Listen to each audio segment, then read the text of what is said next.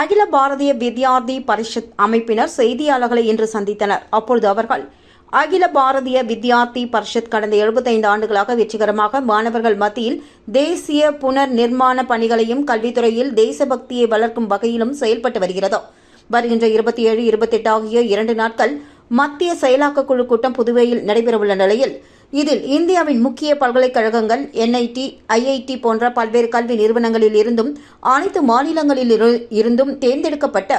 மாணவ தலைவர்கள் மற்றும் பேராசிரியர்கள் என சுமார் 200 நபர்கள் கலந்து கொள்ள உள்ளதாகவும், மேலும் நேபாளம் நாட்டில் இருந்து 2 நபர்கள் கலந்து கொள்ள உள்ளதாகவும், 2 நாட்கள் நடைபெறவுள்ள இந்த கூட்டத்தில் கடந்த ஆண்டு அமைப்பின் செயல்பாடுகள் குறித்து, வரவிருக்கும் அடுத்த 3 ஆண்டுகள் செயல்பாடுகள் குறித்தும் விவாதித்து முடிவெடுக்கப்பட உள்ளது என்றும் தெரிவித்தனர்.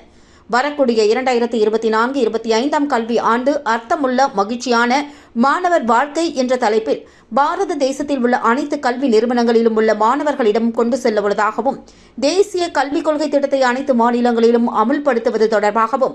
இந்தியாவில் உள்ள அனைத்து கல்வி நிறுவனங்களில் உள்ள பிரச்சினைகள், பல்கலைக்கழக பாடத்திட்டத்தில் சீர்திருத்தம் கொண்டு வருதல் மற்றும் சமுதாய பிரச்சினைகள் குறித்து விவாதிக்கப்பட உள்ளது என்றும், இது மட்டுமல்லாமல் குறிப்பாக தமிழகத்தில் ABVP வளர்ச்சிக்காக முக்கியமான முடிவுகள் எடுக்கப்பட உள்ளதாகவும் தெரிவித்தனர். கடந்த ஆண்டு உறுப்பினர் சேர்க்கை 50 லட்சத்தை கடந்துள்ள நிலையில், இந்த ஆண்டு 1 கோடி உறுப்பினர் சேர்க்கை இலக்கு வைத்து அதற்கான வேலைப்பாடுகள் மற்றும் வழிமுறைகளை பற்றி விவாதிக்க உள்ளதாகவும், இந்த கூட்டத்தை வழி நடத்துவதற்காக தேசிய தலைவர் டாக்டர் ராஜ் சரண் ஷாஹி,